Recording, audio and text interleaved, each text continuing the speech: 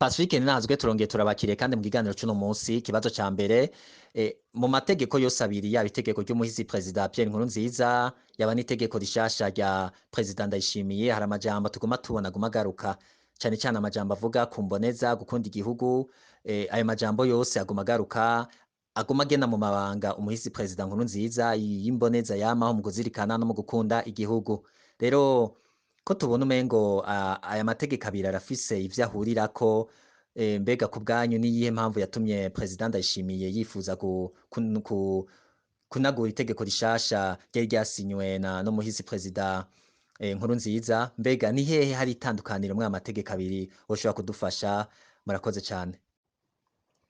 Murakoze cyane kuri kano kabazo ka mbere mumbajije akabazo hanini gahagaze ku itandukaniro riri hagati y'itegeko perezida Pierre Nkurunziza yashizeko umukono muri ntwarante mu 2020 itegeko ryagena uwo bita mu gifaransa guide suprême du patriotisme sinzi ko mu kirundi turonka ingene umuntu abishira neza mu rurimi rw'iwacu umuntu yoshobora kuvuga ko ari imboneza y'ikirenga ijejwe ibyo gukunda igihugu ariko bafise uko bagiye bavyita mugabo niyaza ko atamajambo ahuye neza nuko bivuze mu gifaransa niho vyumvikana gose ico bamwise ico gihe rero perezida Nkurunziza yashize kuri iryo tegeko ryari riherutse gutorwa n'inama nshingamateka n'inama nkenguzamateka ryagena uwo bita guide suprême du patriotisme akaba atari uwundi akaba yari Petero Nkurunziza wenyene ubwiwe. Iryo tegeko mu gihe ryaryo ryarateye impari zikomeye muribuka impari zabereye mu nama nshingamateka nyene aho uwo novuga yabaye ngira umuvugizi mu majambo meza cane y'abatari bemera iryo tegeko yabaye umushingamateka Fabiano Bancijanino mbere vyahavuye binamukwegera muri kino gihe ari mu munyororo kubera amajambo yavuze ico gihe ariko ayo majambo yavuze yari amajambo twese twari twiyumvamwo abantu bose batemera ivyo Petero Nkurunziza yariko ariha ryari ijambo ryiza cane aho yagize ati ntitwumva ingene umuntu nk'uyu mushobora kumwandikako nk'ibi muriko muravuga ngo mumuhe iteka nk'iri turavye uko imyaka 15 yarongoye igihugu yagenze yarabisiguye neza ati umuntu mu kiringo ciwe twumvise twabonye abantu bacibwa amazosi umuntu wenyene mu kanwa kiwe yivugiye ko hariho igice c'abarundi kizohera nk'ifu y'imijira umuntu yakweze kwindire n'indiri z'abarundi bahinduka impunzi umuntu yatumye ku ntwaro y'ubutunzi bw'igihugu bwasubiye inyuma ku rugero rutagira uko rungana umuntu yatashobora gusohoka igihugu ku buryo n'igihe igihugu cyari mu magorwa atagiye kugitabariza mu makungu ngo anarondera abagenzi b'Uburundi bari gufasha igihugu gikira yaratondetse rero ivyo bintu vyose ingene agateka kazina muntu kahungabanye ku rugero rudasanzwe wagira ati umukuru w'igihugu atwaye gutyo ntakwiye kuba icitegererezo c'abandi bakunda igihugu canke bohava bazotwara igihugu mu nyuma ariko iryo tegeko ryaratowe hanyuma perezida Nkurunziza ararishira ku igikumu muri ntwarante mu 2020 akabazo kanyu kambaza itandukaniro y'iryo tegeko n'itegeko perezida Ndayishimiye nawe yashize ku mukono itariki 4 ruheshi z'uyu mwaka turimwo mu 2021 no kuvuga umwaka umwe n'amezi 3 inyuma y'itegeko perezida Nkurunziza yari yashizeko umukono narakurikiye mu nama nshingamateka ingene umushikiranganje w'ubutungane yagiye gusigura iri tegeko y'impinyanyuro nshasha bari bakoze naho banavyise impinyanyuro ku bwanje mbona ko itegeko ryuba ari rishasha atari ryarindi rya mbere n'amategeko abiri atandukanye insiguro yatanze yavuze ati itegeko rya mbere ryavuga ko umunsi mukuru wo gukunda igihugu wo gukundisha igihugu Journée nationale du patriotisme ko uwo munsi mukuru wateza kuba urongowe n'iyo mboneza y'ikirenga bamwe bavuga ati mboneza yamaho abandi ati mboneza y'ikirenga ko ariyo yorongoye ivyo birori rero ko uwo muntu atakiriho ivyo birori bizorongorwa n'umukuru w'igihugu. Iyo ni impinyanyuro ikomeye cyane mu kanya cangaruka ko ku bwanje mu siguro yayo. Ikindi ca kabiri yavuga ati twibaza ko n'umunsi wavugwa ko wobera ko uwo munsi mukuru wo gukundisha igihugu ko woca uhinduka, mbere akava ko boca bawujanisha n'umunsi Perezida Nkurunziza yapfiriye ko itariki 8 z'ukwa gatandatu, ko ari wo wohinduka umunsi wo gukundisha igihugu. Bamwe bakumva ko umengo ni umunsi wo kwibuka uwo mukuru w'igihugu nyene yapfuye ku itariki 8 z'ukwezi kwa gatandatu mu 2020. Ivyo nivyo vyavuzwe cyane, ariko hariho n'ibindi bikomeye vyahindutse. Usomye ayo mategeko abiri, hari nk'ibijyanye n'ibikorwa vy'uwo bita Guide Supreme du Patriotisme, ya mboneza y'ikirenga ijejwe byo gukundisha igihugu. Hariho ivyo ajejwe, vyaboneka hariho kurongora uwo munsi mukuru wo gukundisha igihugu, Journée Nationale du Patriotisme. Hariho kandi ko ategerezwa guhanuzwa ku bibazo bihambaye bijanye n'ubumwe bw'abarundi, ibijanye no gukingira ubwigenge bw'igihugu n'ibindi. Urumva ko iyo mboneza yari ifise akazi, ariko mu itegeko rije ubu, iryo tegeko ntirivuga ivyo imboneza ijejwe. Aho niho mbona hari ivyo bintu ngenda avuga bivuzemo byahindutse, niho mbona umuntu yoshimikirako. Ubwa mbere bwo iri tegeko rikijaho, ryari itegeko novuga ko ryasa n'iridahuye n'ibwirizwa shingiro, naho bitavuzwe cyane muri ico gihe kanatsinda. Ngira nta n'abari bagisigaye mu gihugu bashobora kubishimika ko gose. Urwego nagwo rujeje kubahiriza ibwirizwa shingiro turaruzi uko rumeze mu Burundi, ivyo barubwiye nivyo rukora nta kindi. Igituma je mvuga ko iri tegeko uko ryari ryanditse ubwa mbere ritandukanye n'ibwirizwa shingiro ni gute. Ibwirizwa shingiro rya Repubulika y'u Burundi rirashiraho inzego zirongoye igihugu. Izo nzego bwa mbere bwo nka zose zari zavuye mu masezerano ya Arusha, ariko ibwirizwa ryo mu 2018 ryaratandukanye n'amasezerano ya Arusha mu bice bitari bike. Naho biruko riguma ribwirizwa shingiro mu gihe riko rirakoreshwa, rikaba rivuga inzego z'u Burundi zarizo. Muri izo nzego hariho inzego no kwita shingwantwaro executive, hakabaho inzego zishiraho amategeko legislatif, hakabaho inzego zijejwe ivy'ubutungane le pouvoir judiciaire, hakabaho n'izindi nzego usanga nk'inzego zihanura leta, zicunga ibintu bimwe bimwe byo mu gihugu uko bimeze, nk'urwego rwa ombudsman, umuhuza w'abarundi. Hariho n'izindi nama zijejwe guhanura les conseils nationaux zitandukanye.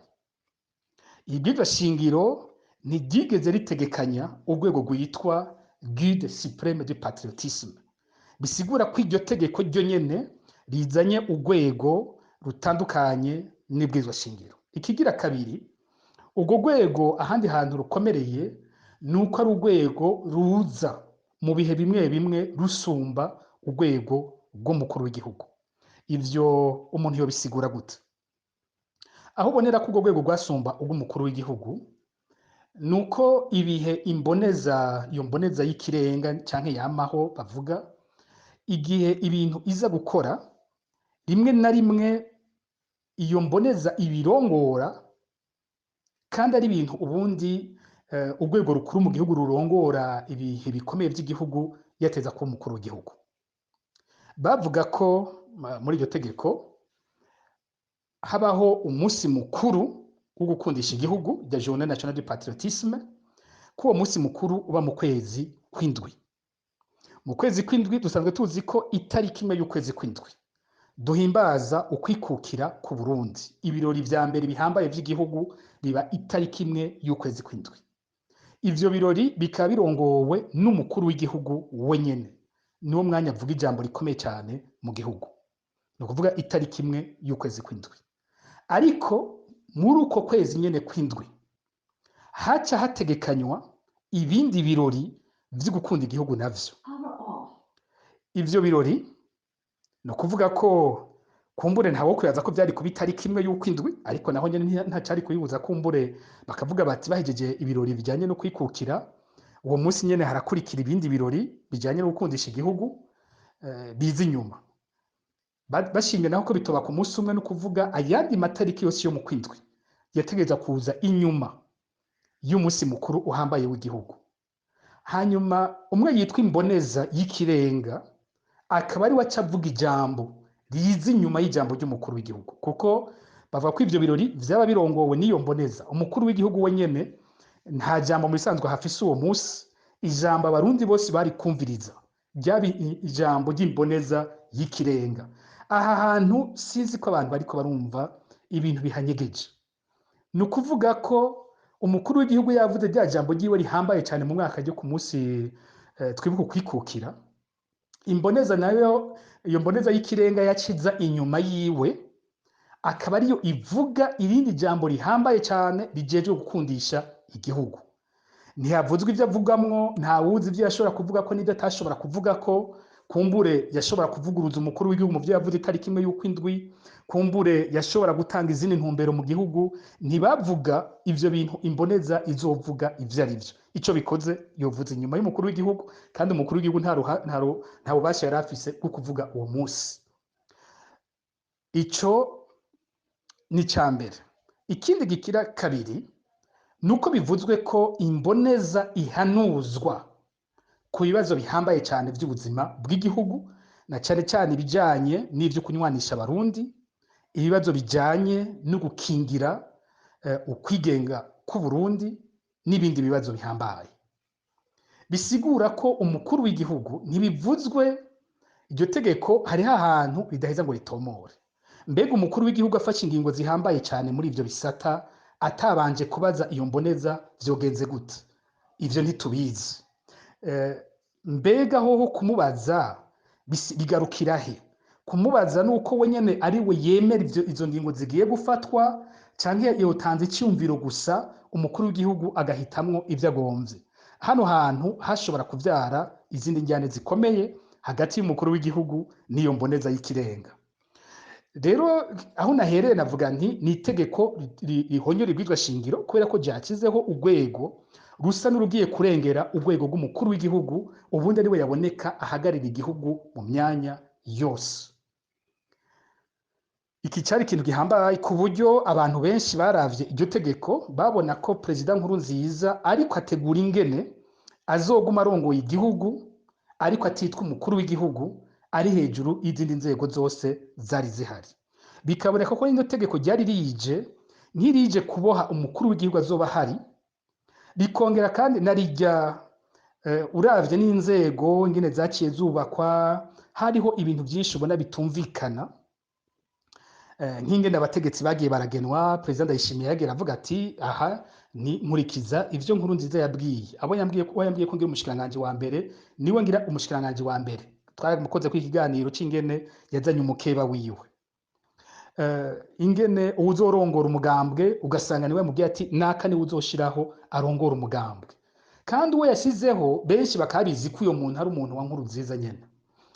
Akaba yamubwiye ati uzorongoye inama nshingamateka ni naka, uzorongoye inama nkenguzamateka ntituzi ko yubahirijwe nk'uko vyoba vyari vyaravuzwe, ariko uwahagiye nawe n'umugenzi mpfapfe wa Nkurunziza ari nawe yarajejwe amatungo y'umuhisi Nkurunziza, bari basangiye byinshi mu bijanye n'amatungo. Ukabona ko umukuru w'igihugu yoje akikujwe n'abandi bantu baboneka nk'abantu ba Nkurunziza wenyene. Aha rero bikaboneka umuntu akibaza ingene ubwo butegetsi bwogenze. Umuntu aravye ivyagiye biraba mu bihugu bimwe bimwe vya Afrika, aho abakuru b'ibihugu bari bamaze igihe kinini bamwe bamwe bemeye kuva ku butegetsi bakabuha abandi muri imyaka iheze. Umuntu akacaraye ivyakurikiye mu gihugu ca Angola, Perezida Eduardo dos Santos igihe avuye ku butegetsi akabusigira umukuru w'igihugu ahari muri kino gihe. Ukaraba mu gihugu ca Mauritania aho Mohamed Abdelaziz vuba aviriye ku butegetsi, uwo yahasize uko imigenderanire yabo iri kwiragenda. Ukaraba muri Republika Iharanira Demokarasi ya Kongo aho Joseph Kabila yemeye kuvaho ukaraba wamusubiriye imigendanire yabo ingene yahavuye igenda, vyaboneka ko umukuru w'igihugu twari dufise ico gihe Perezida Nkurunziza yasa n'uwikingiye kugira ngo umusubiriye kumbure ntazamugire nk'uko abo bandi bagiye baragira abo basubiriye kandi bakijaho wamengo n'abana babo, wamengo ntibasoma mbike, wamengo bagiranye amasezerano akomeye ko uhavuye azogumana ijambo, azoguma ari ikintu gihambaye. Twibutse ko Perezida Nkurunziza ku mugambo uri ku butegetsi ho yarakiri naho nyene yitwa imboneza yamaho muri uwo mugambwe, akongera akaba n'umukuru w'igwego rw'inararibonye. Umukuru w'igihugu Evariste Ndayishimiye ubwo yo kwihanganiye kuba umukuru w'igihugu umenga n'umwana umwuzukuru nk'uko we yita ubutonde yari sekuru, ubwo vyokoroshe kumenga ivyo ntibikunda koroha mu bihugu ko umukuru w'igihugu bamugenderako gutyo hakaba ariho umuruca ijambo mu gihugu arongoye. Itegeko Evariste Ndayishimiye yasizeko umukono ubu riratandukanye rero n'iryo tegeko rya mbere, naho uwo mengo rihinduye utuntu dutoyi. Nibiki bihindutse ataho bihuriye n'ivya mbere? Ica mbere, imboneza n'umuntu muzima, n'umuntu afise amabanga, aho ni mu itegeko ryasinywe na Perezida Nkurunziza. Imboneza, iyo mboneza y'ikirenga ni imboneza n'umuntu muzima ahawe amabanga azokora mu gihugu. Mu itegeko ryo kwa Evariste Ndayishimiye, imboneza n'umuntu yapfuye kandi atamabanga namwe bamuhaye. Ayo mategeko aratandukanye gose, ntaco ayo mategeko abiri agipfana, nta nico agihuriyeko n'ugushaka kwa kuwakoze itegeko rya mbere. Ica kabiri, ububasha bw'imboneza yamaho, iyo mboneza y'ikirenga bwari mu itegeko ryo kwa Perezida Nkurunziza. Ubwo bubasha bwahawe umukuru w'igihugu mu itegeko ryo kwa Evariste Ndayishimiye. Mu yandi majambo, Evariste Ndayishimiye akoresheje iri tegeko yakoze ubu yisubije ububasha yari yaratswe n'itegeko ryo kwa Nkurunziza. Abantu sinzi ko ariko barabibona, Evariste Ndayishimiye muri iryo tegeko yaduze, yihaye ubundi bubasha, kandi yihaye ububasha mu itegeko rya mbere butari burekuriwe umukuru w'igihugu. Kumbure iyo anapfumwa aguma muri iyo ntumbero y'itegeko rya mbere, bapfumwa biyumvira ingene hobaho uwundi muntu yitwa imboneza aheza akazezwa ayo mabanga y'imboneza kubera ko ari ibikorwa bitari ivy'umukuru w'igihugu. Ariko Ndayishimiye yashimye kwiha ayo mabanga wenyene yarajejwe iyo mboneza. Guhindura itariki ivyo bintu bizoberako naho nyene harimwo ikintu gihambaye. Uravye ko itegeko rya mbere ryari rimeze, ryari itegeko imboneza ivuga ijambo inyuma y'ijambo rihambaye ry'umukuru w'igihugu, ikaboneka ko isumba umukuru w'igihugu. Ariko ubu iryo jambo rigiye gushigwa imbere y'ukwezi kw'indwi, imbere y'umunsi mukuru w'ukwikukira, bica uwoba wese muri ico kibanza ubu yosanga ijambo ryasubiye kuba ritoyi uravye iry'umukuru w'igihugu. Nivyo novuga aya mategeko abiri atandukaniye ko umuntu atabiravye neza womengo ni itegeko rimwe, ariko na amategeko abiri arimwo ingwano ijanye no kwigarurira ubutegetsi, bitaboneka umuntu atoshoka abona mu mwanya wa mbere. Ikindi ca ndangiriza ko ikintu nkunze kuvuga, gushika uyu munsi abarundi ntibabwiwe icishe Perezida Nkurunziza. Gushika uyu munsi inama shikiranganje leta y'u Burundi igihe itangaza urupfu rwa Perezida Nkurunziza yavuze gusa ko umutima w'umukuru w'igihugu wahagaze. Ingwara zose, impfu zose, yaba uburashwe, yaba ubugwayi, yaba ugize isanganya, umuntu wese mu gupfa umutima urahagarara. Batubwiye gushika ubu ko umutima w'umukuru w'igihugu wahagaze, ariko ntibigeze batubwira ikintu cateye uguhagarara k'umutima w'umukuru w'igihugu. Umukuru w'igihugu yapfuye amaze imisi ibiri mu bitaro, yinjiye mu bitaro itariki 6 z'ukwa gatandatu, aca afite itariki 8. Bisigura ko acinjira mu bitaro hariho ikibazo. Ico kibazo yari afise cari ikihe? Ivyo bintu ntivyabwiwe abarundi gushika ubu. Abarundi bari ngaho batazi ivyabaye ivyo ari vyo ku mukuru w'igihugu wabo. Ikindi mbere no kongerako nuko n'ikiziga c'umukuru w'igihugu kitigeze cerekwa abarundi. Ubundi mu bihugu uko tumenyereye bigenda ku isi mu bihugu bitandukanye, umukuru w'igihugu apfuye urupfu rusanzwe baramwerekana, abanyagihugu bakagenda bakamwunamira. Na Perezida Nkurunziza iyo bishitse akaja guherekeza abandi bapfuye, twarabonye aherekeza vuba cyane yari yaherekeje Terence Sinunguruza yahoze ari cegera ca mbere c'umukuru w'igihugu. Naho bataba beretse abantu bose ikiziga, isandugu barayugurura tukabona abategetsi bagiye kuraba ikiziga bakunama bakarengana, nawe nyene yarabikoze. Ariko igitangaje, ikiziga ca Petero Nkurunziza nta n'ifoto yigeze yerekanwa. Basi bareke kucereka abarundi, ntitwigeze tubona n'abategetsi bo nyene babugurura isandugu ngo baje kumwunamira babone ko ikiziga bakibonye. Sinzi ko abantu bavyibuka, amafoto yose yerekana Petero Nkurunziza bamusohokana muri biriya bitaro, bamaze gushira mu isandugu bariko baramunyonga kuri kajya kantu batwara ko isandugu. Mugabo nta na hamwe bigeze berekana abategetsi baja kunamira ikiziga ciwe. Aha rero hariho ibibazo bikwiye kwishurwa, abarundi bakabwirwa icyahitanye Perezida Nkurunziza. Narijya hariho urukurukuru rwinshi rw'ibivugwa vyoba vyaratuma Perezida Nkurunziza ashobora guhabwa nk'ishano, ashobora kwicwa. Kandi mu bihuha vyabayeho, harabayeho n'abambitswe umwanya wa mbere ibara ko boba bamuhaye ishano. Umukuru w'igihugu yishwe n'iki? Ivyashobora kumutwara biriho byinshi, uretse ko imyaka 5 ya nyuma yatwaye yari yakweze ishavu ryinshi ku bantu benshi bari gushobora kwipfuza ko apfa. Hariho kandi iryo nyinyurana ry'ubutegetsi, aho bamwe bacagira bati yatubeshe ngo agira avyo, ariko ntavuyeho kuko yihaye ububasha burengo bw'umukuru w'igihugu atanibwizwa shingiro rivyemera. Twibutse kandi ko mu ijambo igihe asengera amatora yari yavuze irindi jambo uwo menga yaragobetsemo riteye ubwoba.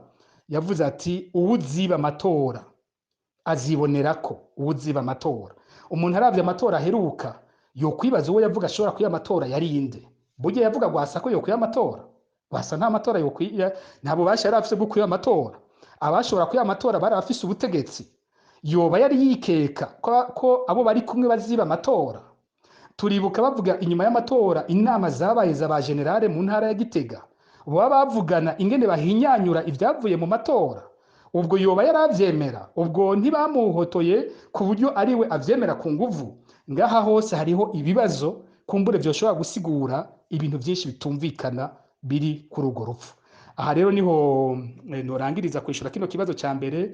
Nagifatiye umwanya munini, mu mbabare ndaza kugerageza ku bindi bibazo nze ndishura, nze ndatanga inyishu zigufi.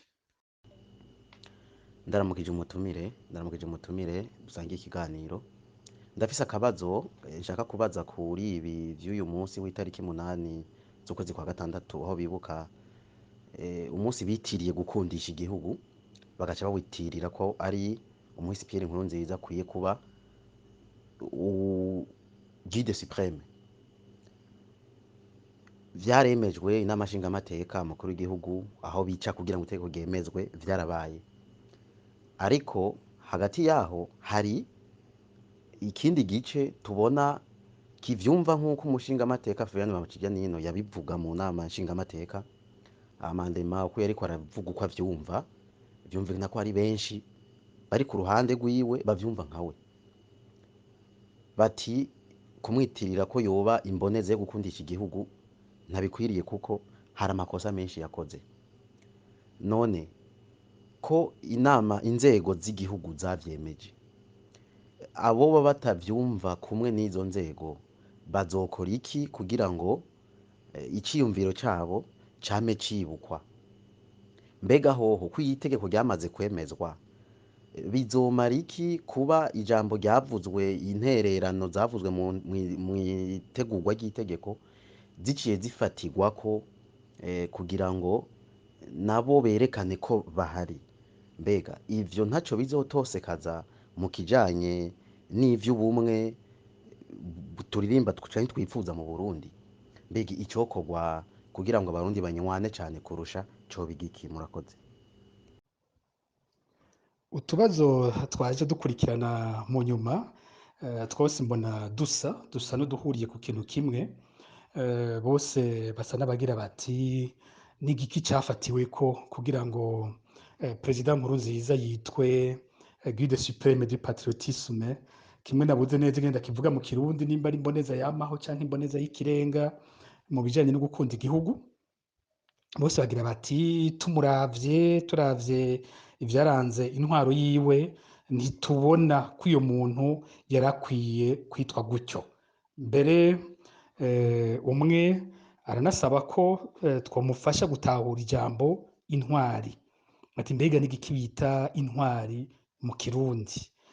Noba mbeshe novuga ngo ndi umuhinga w'amajambo y'ikirundi. Hariho umwanumva bakunze kuvuga amajambo iyo yazananye, hamwe mu batwumviriza aho hariho nk'uwuzi neza ijambo intwari iyo ryazananye ico ryaje risigura mu ntango, yo badufashije kuko iyo bariko barasigura umuzi w'ijambo iyo ryazananye nanje bihora binyohera, usanga iryo jambo uca uritahura gusumba.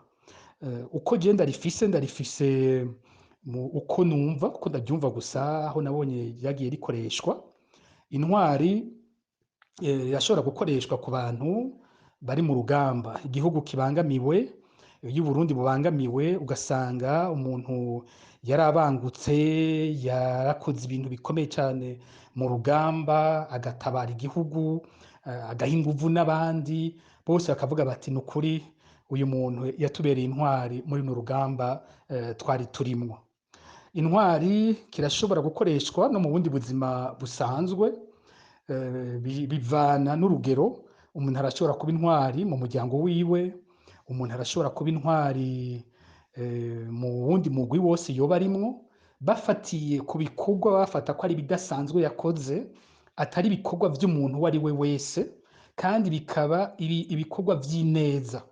Intwari zama kenshi zihagarariye gutabara, gukiza, kuzana umwumvikano, gufatanya abantu. Ubutwari kandi burafatanye no kurinda. Umuntu w'intwari kenshi aba ari umuntu arinda, umuntu w'umunyabwoba sindumva aho bamwita intwari kubera ubwoba yagize. Usanga harimo ico kintu co kurinda. Ubutwari burafatanye no kurinda, ubutwari bukaba bufatanye no gukora ibintu bikomeye cyane atari uwo ari we wese yari kubishobora. Ubutwari kandi burafatanye n'ubwizigirwa, umuntu abera umwizigirwa abandi. Uko niko numva intwari, ariko siniyita umuhinga w'amajambo y'ikirundi ku buryo nokwemeza ngo ndabizi. Rero bamwise intwari, bamwise mbere ntibanamwise intwari, buriya bo ntibamwita intwari, bo bamwita imboneza. Imboneza nayo ndayumva nk'umuntu atwaye urumuri, abantu bari mu mwijima, akabaha urumuri rubabonekeshereza, bakabona aho baca, bakabandanya batekanye atakibakomakoma, bari hamwe mu mahoro. Akazana umuco ahari umwijima, akazana umuvukano ahari umujyano, akazana ituze ahari habuze amahoro. Umuco uzana amahoro, umuco uzana ukumvikana, umuco uzana ubuvukanyi. Niko numva imboneza, uwo muntu azanye umuco ahari ubujuju hakaza ubwenge. Mbega none uwo murongozi yahora arongoye Uburundi yoba yakoze ivyo? Yoba yasize Uburundi bwarafatanye kurusha uko yabusanze, canke yasize abarundi baratatanye?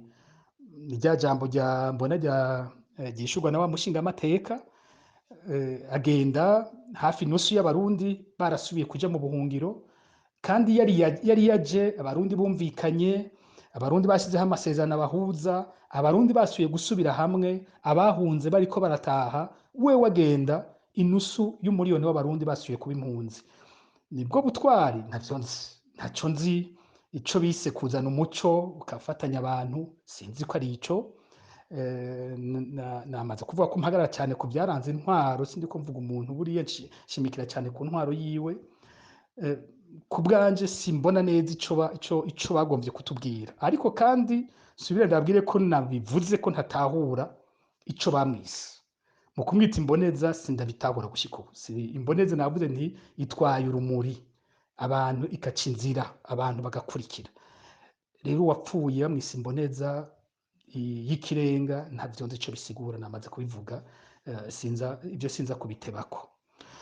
Hari uwundi yabajije, mbere musa n'ababihuriye ko muri na benshi, aho mugira muti mbega hoho ko bamwise uko bamwise, hanyuma hakaba hariho uwundi mugwi w'abarundi utavyemera.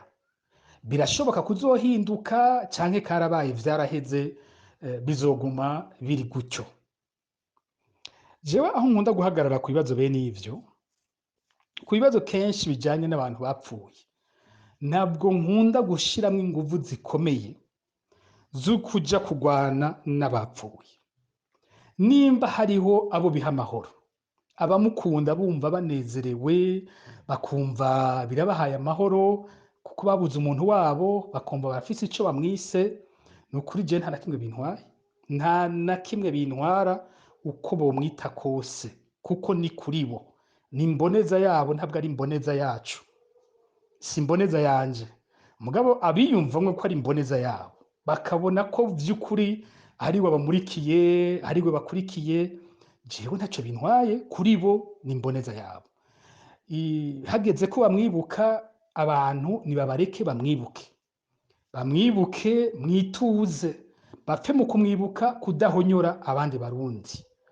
Hanyuma ku rundi ruhande, turi abandi barundi benshi tubabaye kubera ko dufise abo twabuze, twatswe n'intwaro y'uwo muntu.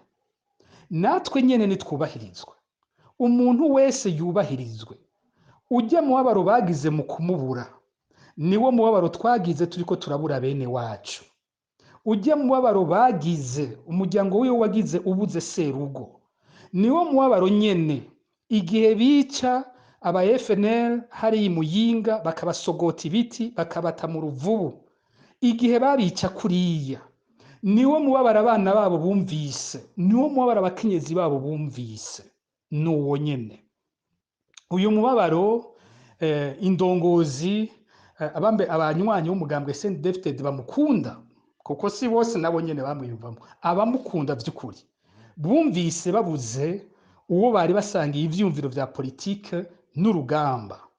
Nibumve ko ari wo mubabaro twebwe natwe twumvise umunsi badutwara Ernest Manirumva, twari dusangiye urugamba rwo guharanira agateka k'umurundi. Uwo mubabaro niwo twumvise. Kujya bashaka kuja kwibuka imboneza yabo, natwe niba tureke hageze ko twibuka Ernest Manirumva, tugende tumwibuke mwituze atawudukomakoma, natwe batwubahirize hageze ko tumwibuka. Nibibe gutyo, kuko umubabaro bumvise niwo natwe twumvise. Ujya mubabaro abavukanyi biwe bumvise, niwo mubabaro nyene abavukanyi bakomeza amahoro bumvise. Umunsi Jeanne Pomsene Komeza Amahoro, umwana w'imyaka 17, yarashwe n'umupolisi mbona nkubone, amurasa afukamye hasi amanitse amaboko, aramurasa ngo kurama ko nyene. Ujya mubabaro bumva abavukanyi biyo mboneza, niwo mubabaro abavukanyi bakomeza amahoro bumva. Rero nibareke kujya bo nyene bagenda kwibuka imboneza muvukanyi wabo, bareke abumva bababaye kubera komeza amahoro nabo baze bamwibuke, bongere bavuge bati uwatwiciye ninde kandi nahanwe, niba twubahiriza. Uriya mubabaro bumva niwo mubabaro inshuti za Janine Ntiranyibagira, uyu mukenyezi yahamagawe ku telefone umunsi Petero Nkurunziza apfa. Uyu mukenyezi yakora muri Mutuelle de la Fonction Publique, hanyuma aragenda ntibigera basubira kumubona. Amakuru twe dufise avuga ko yoba yishwe n'abantu bo mwiperereza, boba bagiye kumuta ku mase, yoba yahambwe ubwo nyene nabiwe batamubonye, yoba yaraciwe igikonjo. Uwo mubabaro umuryango wa Janine Ntiranyibagira ufise usa n'ujya mu mubabaro umuryango wa Petero Nkurunziza ufise. Rero uko nyene twese twubaha ko bagenda kwibuka umukunzi wabo, imboneza yabo, niba twubahirize natwe twibuke abacu bose twabuze, hanyuma tugende ukubaza tuti mbega umuntu wacu yishwe niki. Rero bagenzi, ntimuje mu rugamba rwo kugwana n'uwibuka wiwe, ntimuje mu rugamba bwo gufuta amazina abantu bise umuntu wabo babuze. Ubwo si urugamba rw'iteka, ubwo si urugamba rwacu. Bamwumva ko ari imboneza, ni imboneza yabo, bibaha amahoro, ni tububahirize mugene bamwibuka. Hanyuma natwe batwubahirize iyo turiko turabwira ko tubabaye, twibutse inzirakarengane zitagira uko zingana zishwe muri iyo myaka 15 y'ubutegetsi bwa Petero Nkurunziza. Nibavyumve, batwubahirize, baduha akanya, batureke, natwe iyo turira, natwe iyo tuvuga, natwe iyo tubaza, batwubahirize, twibuka abacu twabuze batubabaje, tutabwiwe n'icyabatwaye icarico. Bamwe basogoswe, bamwe batawe mu binogo rusangi, bamwe igihugu cyose cyuzuye cyabaye nk'imva, igihugu cyose ahantu hose ari biziga biguma bihambwa. Bajya bose nibareke tubavuga amazina, nibareke tubibuke, nibaduhe akaryo, twese twibuke, umwe wese yibuke umuntu wiwe. Ukwibuka kwacu ntabwo bisigura kugwanya ukwibuka kw'abandi. Bamwe bose nibubahirizwe mu kwibuka kwabo, mu kwibuka abo babuze. Ntihagire uja muri urwo rugamba rwa gutyo, ntihagire uja muri ivyo. Nayo ubundi izina bamuhaye, navuze nti ubwa mbere bwo we wakigiha ntibisa n'abari muhaye ubu. Wakigiha byari izina ry'ubutegetsi ryamushira hejuru y'umukuru w'igihugu, ryamutuma abandanya ategeka umukuru w'igihugu ahari canke anamucunga. Uyu munsi yaragiye si hakiri. Izina bamuha kumbure ni izina ryo kwerekana wabaro bagize no kumwubaha, nuko ari ubutegetsi bw'intwaro yiwe. Ntavyo nzi ko iyo CNL bayireka igatwara inyuma y'amatora, ntavyo nzi ko CNL yari kugumizaho iryo tegeko rimwita imboneza yo hejuru y'ikirenga idasanzwe. Ntavyo nzi ko CNL bimwita gutyo, ntavyo nzi ko CNL nayo yari gushiraho uwo munsi wo kumwibuka gutyo, kuko urupfu rwa perezida ni perezida bari umuntu. Perezida apfuye ntibica bihinduka umunsi yapfiriye ko ngo tuzokwama tumwibuka. Ivyo ntibikenewe, kiretse iyo ugupfa kwiwe kwari gufatanye n'ibintu bibabaje bindi. Ariko urupfu rusanzwe ko batubwira ngo yishwe n'ingwara umutima warahagaze gusa, ivyo ntibyasigura ko umunsi w'urupfu rwiwe uhinduka umunsi igihugu cyose gihagarara. Mugabo twebwe twashimye, ndagwendagarutse, kuko baduhaye akaryo keza kuko uzohora twibuka abacu bahitanywe n'iyo ntwaro y'uwo muntu. Nuko ndakibona no mu myaka ya kera burya n'abandi barahawe amazina akomeye. Byarabayeho. Uyu munsi ndumviriza mu nama nshingamateka na nkenguzamateka, cyane cyane nkenguzamateka, bariko baravuga cyane iri bara ryabaye mu 72. Ni ibara byabaye na kamaramaza. Nico kintu cya mbere kiriho gitandukanye abarundi gushika uyu munsi.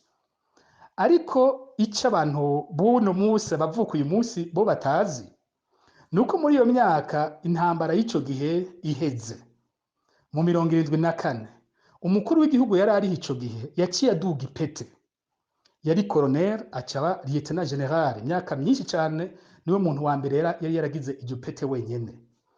Mbere yanitwa liberateur du peuple murundi, yitwa uwacunguye abarundi, niko yitwa muri iyo myaka yiwe ya nyuma y'ubutegetsi. Mbega kuba barabimwise uyu munsi abandi barabimwita, ntavyo nzi. Ariko kumbura bamuhaye iryo zina bo barumva ubutwari bwiwe. Abamuhaye iryo zina bo barabona ko ari intware kandi akomeye, ari umuntu biyumvamwo mu gihe cyabo, ntawe uza kubahaririza. Rero nabo uyu munsi umuntu aragiye, abandi baravuga bati ku ntwaro yiwe twabonye amahano atagira izina, mugabo abandi bakavuga ati niyo mboneza twaronse, bakamushyira mu mategeko bakabimwita. Ntaco twebwe bidutwara, nimba bibaha amahoro tuvyubahe gutyo, tubasabe gusa nabo batwubahe iyo turiko twibuka abacu. Ikintu cya mbere nabonye kibi kubicanyi, umwicanyi arakwicira uwawe, akongera akipfuza ko umukomera amashyi ko yakwiciye uwawe, akongera akipfuza ko umubwira ko yagize neza igihe akwicira uwawe, akipfuza ko wibagira izina ry'uwawe, akipfuza ko umushigikira ukaba hamwe nawe, uwawe nawe ukamugira ubusa, uwawe akitwa izina bamwisebo. Baripfuza gutyo. Abicanyi ba kera n'abicanyi bubu bose bagiye bifata gutyo, ariko reka tubabwire tuti abantu bacu mwishe bafise agaciro, ntituzobibagira ngo nuko mwihaye amazina yandi canke mwebwe mwabise uko mwashatse. Abantu bacu bafise agaciro kose, natwe dufise uburenganzira bwo kubibuka nk'uko namwe mwibuka abanyu canke uwanyu. Niryo jambo mbona twese twohagararako.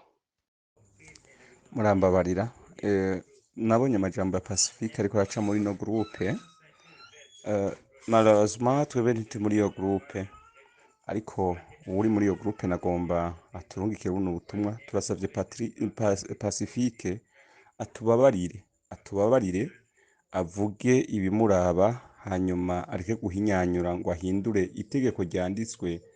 Ndabizi yuko rimwe na rimwe abantu muri opposition ukubaha ugasanga nsikirenga, nimba mu wasinye decret yisinya ukwiri, tuyisoma ukwiri, hanyuma ibindi bintu agomba guhibongoza ashirako y'intuzeye iyindi connotation, atubabarire kabisa. Twebwe turazi ko twarabuze nyakwigendera sogokuru wacu mukuru w'igihugu cacu Petero Nkurunziza, twaramubuze tutamwanse. Hanyuma rero ndibaza yuko abantu twese tutoja mu rwara rwa Pacifique ninahazwe. Pacifique arafise ivyo yemera, turabizi. Sinzi waciye umugani mu Kirundi ati umwasi wawe naho yotambira mu mazi uvuga yuko ariko asura inkungugu. Rero turabizi yuko atamwerekwa naho yabarakihari, ariko uyu munsi mukuru wabayeho kubavyemera, natubabarire kabisa, areke guhinyanyura ahindura ibindi.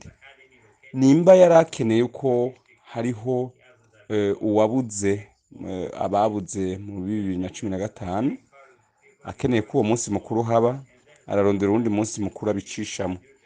Ikindi nabamenyesha yuko abarundi bapfuye kuva mu za mirongo mbere, kuva mu Burundi bucikukira abarundi bagumye bapfa.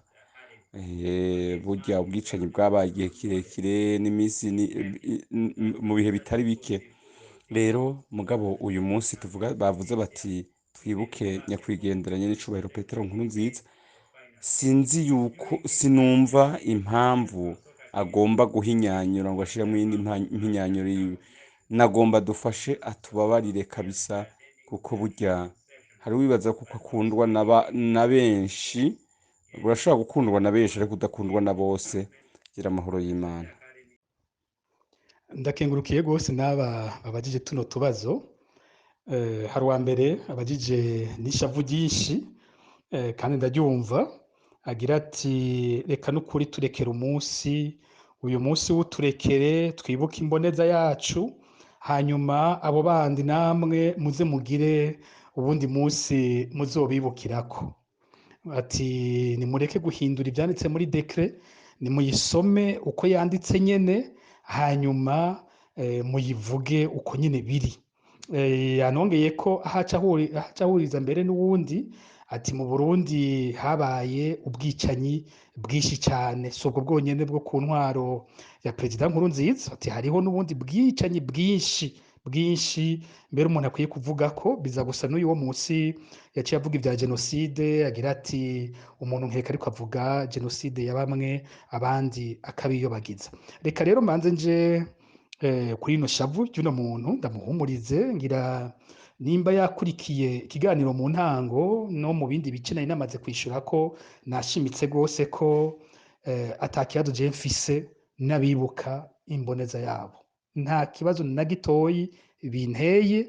Hari n'abagira bati akaryo kabonetse no kuzofuta iryo zina ntihagire uzosubira kumwita gutyo. Nukuri nabwiye ko jewe ntahagaze ngaho, intangwano y'abapfuye ndimwo, iyo ntayo ndimwo. Uwapfuye navuze ko abafise abamukunda, abafise umuryango, abafise abo basangiye ibikorwa, bo bafise uko bamubona kandi bashobora no kumutorera izina bashatse bamwita. Ku bwanje abo ni ukububaha gutyo. Rero ntababazwe n'ico, je ndashigikiye ko mwibuka uwo mwabuze, ndashigikiye ko mwibuka uko mumwita kwanyu, navyo ndavyubaha ko ari uko mwebwe mumwita. Rero kuri ico nta ngorane n'imwe ndahafise, kuvuga ati abandi ntibibukwe uwundi munsi mureke kwibuka uwo munsi, naco nagisiguye bihagije impamvu ariyo tariki yonyene dufise yo kumwibukirako. Navuze ko imyaka 15 Perezida Nkurunziza yatwaye igihugu kuva mu 2015 gushika ku munsi anapfirako, intwaro yiwe yagumye ibamwo ubwicanyi bwinshi cyane. Nta yindi ntwaro nimwe dufise yabaye gutyo kuva mu ntango yayo gushika mu mpera yayo, atagihe c'agahengwe kibaho bukuguma rukwica. Hanyuma ugasanga iyo ntwaro ababuze bamwe batega ubwoba, nta matohoza abaho, nta butungane bukora, ni intwaro ifukira ababa ariko barica, igatera ubwoba ababa babuze ababo. Kubera ko rero iyo ntwaro itigera iduha akanya na gatoyi ko kwibuka abacu natwe, kubera ko iyo ntwaro ihari itigera yemera ko natwe twabuze, itigera yibuka ko natwe dufise iryo teka ryo kwibuka umuntu wacu, kandi ko umuntu wacu aba afise iteka. Nico gituma uwo munsi Perezida Ndayishimiye yashizeho w'itariki 8 z'ukwa gatandatu ariwo twafashe wo kwibukira ko abacu natwe bishwe muri iyo myaka 15 yose bidahagaze, ku buryo n'iminota mike y'amasaha make Nkurunziza acikanye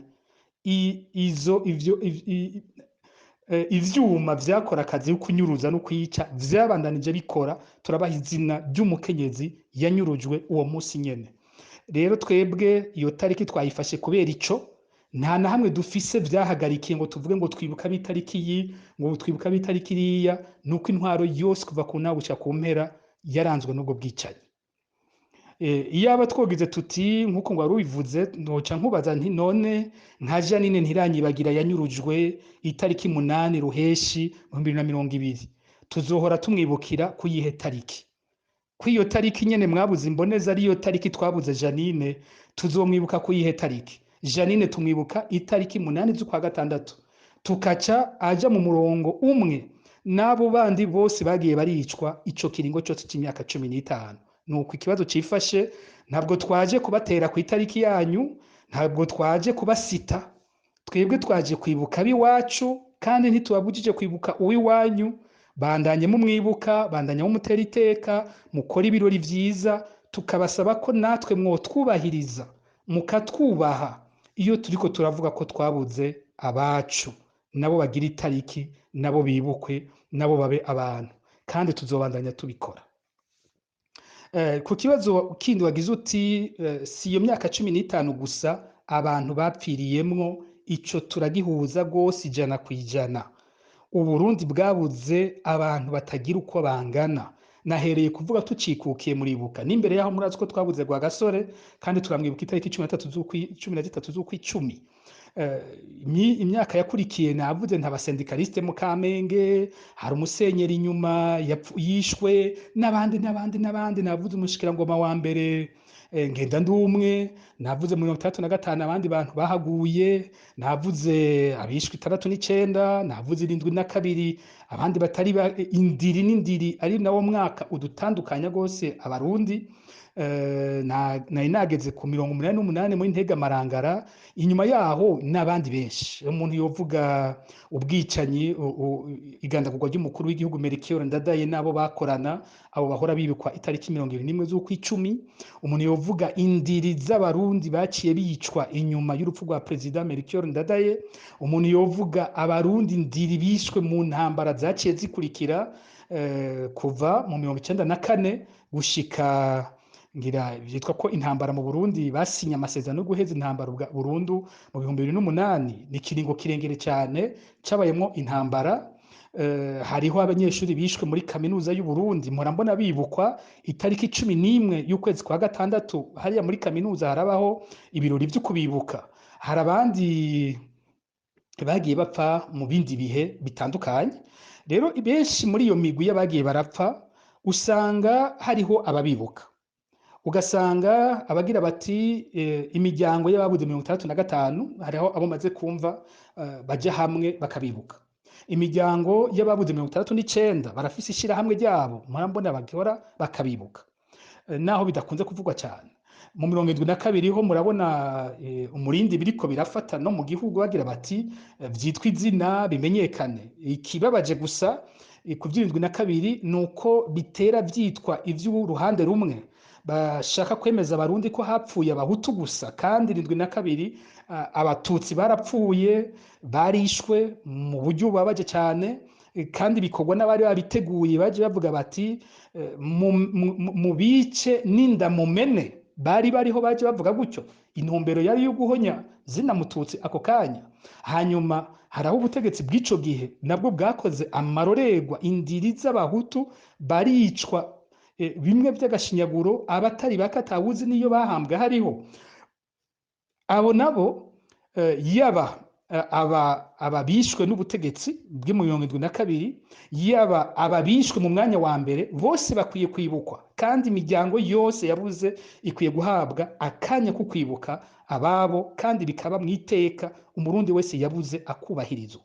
Ababuze mu 88 ndatanguye kubona navyo nyene bivugwa cyane, ijya myaka ya Ntega Marangara biratanguye kuvugwa muri kino gihe, biratanguye kuza biraza bikagaruka cyane.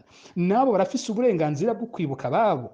Nabo nyene nibutse ku mwanya wa mbere hapfa abatutsi bo muri ayo makomine, mu mwanya ugira kabiri hagapfa abanyagihugu b'abahutu cyane cyane igihe igisirikare kije kuvuga ko kije guhagarika intambara y'ikubera aho hantu. Izo mpande zibiri zose zikwiye kubahirizwa hageze kwibuka ababo, ntihagire n'umwe yigera buzwa kwibuka uwiwe. Ivyo mu 1993 turibuka umukuru w'igihugu nabo bari kumwe, ariko ku rundi ruhande biratanguye ko banka ko nk'abatutsi nabo batemwe mu 1993 ko imiryango yabo itibuka ababo. Ivyo ni ibintu bibi cyane, nabo no kubareka bakabibuka. Twarabonye ejo bundi abavyeyi b'abanyeshuri batuririwe kw'ibubu mu mwaka uheze babuzwa kuja ku ntatemwa y'abana babo, bakabuza kwibuka ko baburiwe ababuze abana aho hantu kandi bahatuririwe. Bategerezwa nabo nyene kubandanya barekurirwa kwibuka ababo. Ubwicanyi bwo muri kaminuza buraba, bakibuka abavyeyi, inshuti baraza kwibuka abanyeshuri b'abahutu biciwe muri kaminuza y'u Burundi. Abo bose ateza kubahirizwa. Ibugendana aho abadeplace batari bake b'abatutsi baturiwe mu ikambi y'abateshije izabo yo ngaho Ibugendana. Abo nabo nyene, abo bishwe gutyo bategerezwa nabo nyene kwibukwa, imiryango yabo igahabwa uruhusha rwo kwibuka. Abapfiriye kwitaba bishwe, bavuga ko bishwe n'igisirikare ico gihe, imiryango y'ababuze kwitaba iteza kwibuka. Imiryango y'ababuze mu bindi bice bitandukanye, abadeplace b'icampazi, abadeplace bahandi hantu batewe bakicirwa, abo bose ababuze bose nibahabwa uburenganzira bungana. Bose abarundi bose ako kahise kabi twaciyemo tukwiye kukibuka kandi tukakiyamiriza kose. Natwe twabuze kuva mu 2015, twatswe igihugu batwirukana hanze tubimunzi, abacu barabica, ivyacu biranyagwa n'ivyitwa ubutungane butari ubutungane. Ivyo natwebwe dufise uburenganzira bwuzuye bwo kwibuka abacu. Dutegerezwa kwibuka Komeza Amahoro, dutegerezwa kwibuka Ephrem Caporal Chef Ephrem Hatungimana n'abandi bose baciye bakurikira muri ico kiringo gushika uyu munsi bakiriko baricwa. Abo bose bategerezwa kwibukwa. Bose nta numwe yiciwe akwiye kubuzwa kwibuka uwiwe, nta numwe. Aba FNL barafise uruhusha nabo gukwibuka bagenzi babo bishwe incuro nyinshi cyane, haba bishwe Imuyinga, haba bishwe muri Safisha, indiri n'indiri z'abanywanyi ba FNL ya Gwasa bishwe muri Safisha, baba ababuriye mu Gatumba mu kw'icenda mu 2011, baba abandi mu bindi bihe, bose ababuze bose nibahabwa iteka ryo kwibuka ababo. Kuba rero mu bafise ubutegetsi mwabuze umukuru w'igihugu mukunda cyane mukamwita imboneza, ni mwumve uwo mubabaro mufise, mwumve ko ari wo mubabaro w'abandi barundi bose, maze tugaruke kuri ya masezerano yarusha aho tuvugana tuti reka turabe ukuri ku vyabaye vyose bibi mu Burundi bwacu, tubivuge vyose, ahakenewe ubutungane bukore, ababikoze bahanwe, hanyuma duce umurongo twubaka ikindi gihugu, Uburundi busangiwe na bose, atari Uburundi bwa bamwe gusa. Aho niho mpagaze. Uwambajije kuri iki ca genocide, uyu nibaza ko yasomye nabi, ni kibazo kumburengira c'igifaransa c'icongereza, kuko aho ariko aravuga ntabwo byaciye muri Telegram cyangwa ahandi, byaciye cyane cyane kuri Facebook nicyo ariko aravuga, aho twanditse mu ndwi iheze tuvuga kuri iyi tariki ya 8 Ruheshi ko abarundi bakwiye kwibuka ko ari akaryo keza duhawe ko kwibuka abahitanywe n'intwaro ya Perezida Nkurunziza, niko twabyanditse. Hanyuma mu mashusho twasizeho hariho icyapa kimwe twasizeho nicyo kiri kuyongo genocide ni Burundi, stop this movie. Ni icyapa cyakoreshejwe mu 2017 cyakoreshejwe n'ishyirahamwe mpuzamakungu ry'amashyirahamwe aharanira agateka kazina muntu bita FIDH, Federation Internationale des Ligues des Droits de l'Homme. Babikoresheje muri raporo basohoye mu 2017. Iyo raporo yagabisha yerekana ko mu Burundi hagira habeho genocide. Hanyuma bakora icyapa kimeze nk'uko yoba ari filime banditse, bandika bati iyi niyo filime idakwiye kuzoba, ngiyi filime idakwiye gusohoka, twese dukwiye gukora kugira ngo iyi filime ntibeho. Bariko berekana ingene bigeze kugabisha nk'uko nyene mu Rwanda mu za 1993 isi ntiyabumviriza hacarabaho genocide y'abatutsi mu Rwanda mu 1994. Rero no mu Burundi bagira bati umurindi ibintu biriko birafata, berekanye abasirikare ba XFAB ngene bariko baricwa, barerekana abandi bantu batari baki umurindi byariko birafata ivy'ukubica. Ati no mu Burundi hatabaye kugaba ibintu bikabandanya ku murindi biriko harabaho iyindi genocide. Uyu muntu rero ntababazwe ko nakoresheje icyo cyapa, kuko icyo cyapa cyari kigabisha cerekana ko intwaro ya Nkurunziza yashobora kudushikana kuri genocide baravye umurindi ibintu byari biriko. Icyo cyapa nagisizeho kugira cibutse nyene amabi yakorewe muri ubwo butegetsi bwa Perezida Nkurunziza, n'ubwoba byari byageze ko aho hari ubwoba ko hagira habeho iyindi genocide. Uyu muntu rero ntanyumve nabi, ni icyapa kitari ikiwanje ca FIDH, agiye no kuraba neza aho nagisize ko munsi biranditse ko ati iki ni icyapa ca cishira hamwe FIDH. Hanyuma ku cyuko mvuze genocide yabamwe canke abandi byotuma ntakaza ishusho, vyotuma abantu bambona nabi ngo mvugufise aho mbengamiye mvuga ubwoko bumwe ko bari kwihenda. Genocide ibaye no ivuga icese uko nyene ari genocide ikorewe abatwa, novuga ko habayeho genocide ku batwa. Ari genocide ikorewe abahutu, novuga nti genocide yakorewe abahutu. Ari genocide ikorewe abatutsi, novuga nti genocide yakorewe abatutsi. Nta soni vyontera, nta nubwo bavyontera, kandi sinotinya ngo mbega nakaza kumbona gute. Nta munsi numwe iyo hageze ko mvuga ijambo mbanza kugira ubwoba ngo mbega nakazo hava ambona gute. Nta manota ndiko ndaca, sindiko nditoza, ikintu ndakivuga uko ndakibona mu kuri kwaco. Iyo hageze gutabariza abariko baricwa, sindaba amoko yabo, amazuru yabo cyangwa iyo bava. Igihe cyose hari umwana w'u Burundi bariko barahonyora, ndavuga. Igihe cyose imbonera kuri ziriko ziricwa, ndabivuga. Abasendefite bariko baricwa, mpora ndavyiyamiriza. Bishe aba CNL, ndavyiyamiriza mbere nkacyambazwa ngo mbega usigaye umuvugizi w'aba CNL. Ihishwe umututsi, ndabivuga nta soni mfite zo kuvuga ko umututsi ariko aricwa, kandi ko mu byo ndiko ndabona bamuhoye bafatiye ku bwoko bwiwe. Sinzogira isoni zo kubivuga bikozwe. Ico rero ntihagire wo kwibaza ngo yohava ntera ubwoba ngo ndatinya kuzovuga ikintu ko kimeze. Uko nzokibona nzokivuga, ntawe nsavye amanota, ntawe nsavye kuntora, ikintu nzokivuga ko kiri. Bishe umusenel akazira ko ari umusenel, nzobivuga ko bamwishe kubera ko ari umusenel. Ntabwo ndabifise ko banyita umusenel cyangwa batanyita umusenel, ico iwanje si kibazo. Ntihagire uzokwibaza rero ngo ivyo ndabitinya. Uwumva ashaka kumbona ukundi aza mbona uko ashaka, hazoba umunsi azotahura ko yanyihenze ko hageze ko nawe ntabaza, kandi ndabishobora, nzomutabariza ntaravye icari. Ico rero kikaba ngira kirangiriye ngaho. Rero mbona ikiganiro nacyo nyine dusa n'abagiye kukirangiza.